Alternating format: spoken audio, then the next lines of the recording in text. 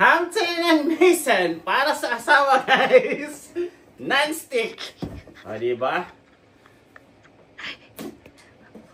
Ito naman para sa asawa ko to, guys. Kasi mahal na mahal ko yung asawa ko. So, kailangan talaga na bago yung gamit niya sa kusina. Diba? Ito, check lang sa yellow basket. Click. Check yan, details. Ilalagay ko yung details sa pagkatapos ng video nito.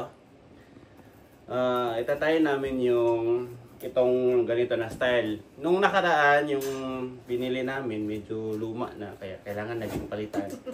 Hampton din yan, Hampton and Mason. Pero yung makul ay, anong kulay yan? Yung luma na saka madami ng gas-gas, so kailangan na namin palitan kasi delikado na siya, delikado sa tetanus ko. Kaya bibilihan natin ng bago yung asawa natin. Hampton and Mason, non-stick. Para masaya ang ating asawa. So, ito na sa guys. Ito, okay, baga mo. Happy wife. Happy wife! Happy life! Diba? Yan, taklob niya guys. Taklob guys. Diba? Non-stick. Tibay.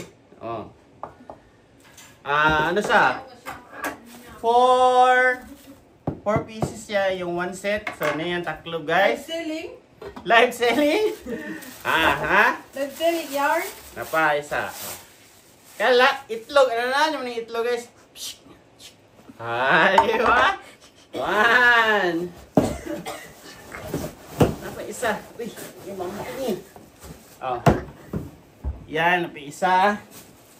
Muna yung taklob niya sa dako. Kaya dako. Muna ang lutuanan sa tinola sa kong asawa, guys. Happy wife, happy life. Diba? Yan sa mga isang buong manok. Pwede to, guys. Isang buong manok. Pinali. Diba? Flip mo lang yung ano dito, preto na isda. Tapos kagaling mo kasi non-stick to, non-stick. Yan.